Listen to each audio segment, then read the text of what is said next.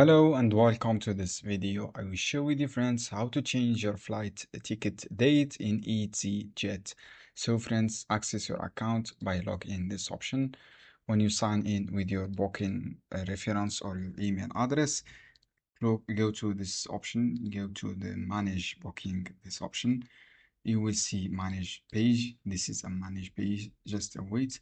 You will see, go to manage booking, you will see this page. From here, you can change your flight ticket by access, choose your date, for example, this date, choose this one, and then click this date, and you should check your availability of your date.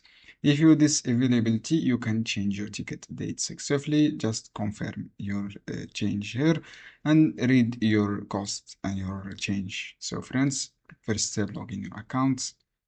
When you log in your accounts, go to manage booking, this option, as you can see here, and then select your date if you want to change.